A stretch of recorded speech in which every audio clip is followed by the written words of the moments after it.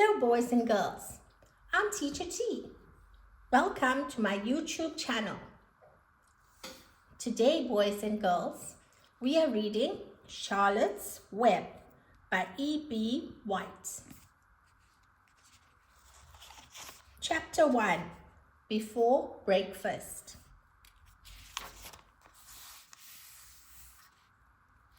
"Where's Papa going with that axe?" said Fern to her mother as they were setting the table for breakfast. "Out to the hog house," replied Mrs. Arable. "Some pigs were born last night." "I don't see why he needs an axe," continued Fern, who was only 8. "Well," said her mother, "one of the pigs is a runt. It is very small and weak, and it will never amount to anything. So your father has decided to do away with it."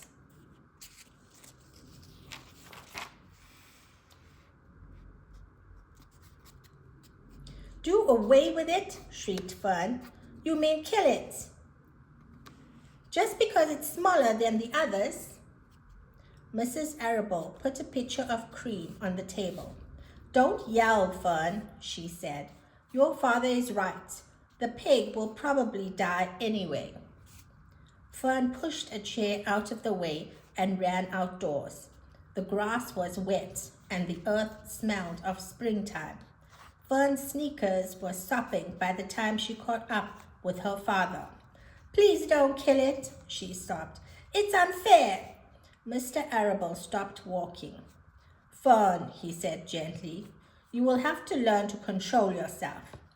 "Control myself?" yelled Fern. "This is a matter of life and death, and you talk about controlling myself?"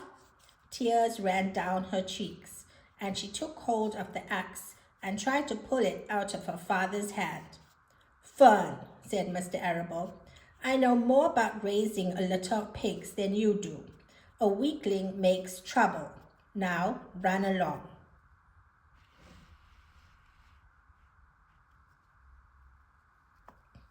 "But it's unfair," cried Fern. "The pig couldn't help being born small, could it? If I had been very small at birth, would you have killed me?" Mr. Arable smiled. "Certainly not," he said, looking down at his daughter with love. "But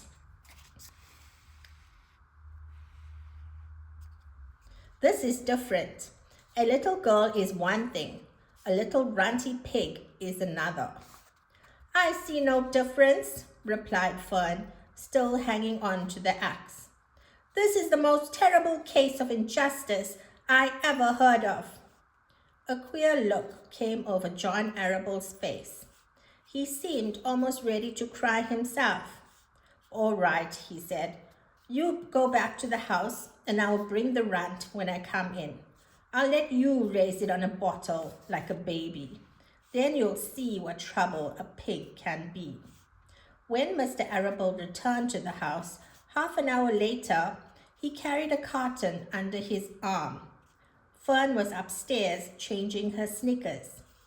The kitchen table was set for breakfast, and the room smelt of coffee, bacon, damp plaster, and wood smoke from the stove. "Put it on her chair," said Mrs. Arable. Mr. Arable set the carton down at Fern's place. Then he walked to the sink and washed his hands and dried them on the roller towel. Fern came slowly down the stairs. Her eyes were red from crying. As she approached her chair, the carton wobbled, and there was a scratching noise. Fern looked at her father. Then she lifted the lid of the carton. There inside, looking up at her, was the newborn pig. It was a white one. The morning light shone through its ears, turning them pink. "He's yours," said Mr. Arable, "saved from an untimely death, and may the good Lord forgive me for this foolishness." Fern couldn't take her eyes off the tiny pig. "Oh," she whispered, "oh, look at him. He's absolutely perfect." She closed the carton carefully. First she kissed her father, then she kissed her mother. Then she opened the lid again, lifted the pig out, and held it against her cheek. At this moment, her brother Avery came into the room. Avery was 10. He was heavily armed, an air rifle in one hand, a wooden dagger in the other.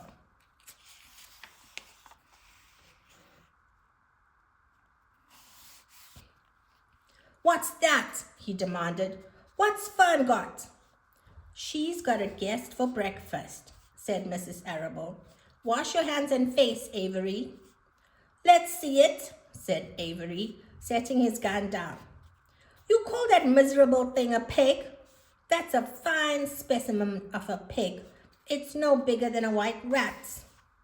"Wash up and eat your breakfast, Avery," said his mother. "The school bus will be along in half an hour." "Can I have a pig too, Pop?" asked Avery. "No, I only distribute pigs to early risers," said Mr. Arable. Fern was up at daylight, trying to rid the world of injustice. As a result, she now has a pig. A small one, to be sure, but nevertheless a pig. It just shows what can happen if a person gets out of bed promptly. Let's eat.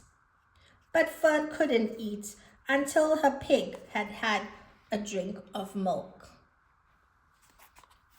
Mrs. Arable found a baby's nursing bottle and a rubber nipple. She poured warm milk into the bottle, fitted the nipple over the top, and handed it to Fern. "Give him his breakfast," she said. A minute later, Fern was seated on the floor in the corner of the kitchen with her infant between her knees, teaching it to suck from the bottle. The pig, although tiny, had a good appetite and caught on quickly. The school bus honked from the road. "Run," commanded Mrs. Arable, taking the pig from Fern and slipping a donut into her hand. Avery grabbed his gun and another donut. The children ran out to the road and climbed into the bus. Fern took no notice of the others in the bus. She just sat and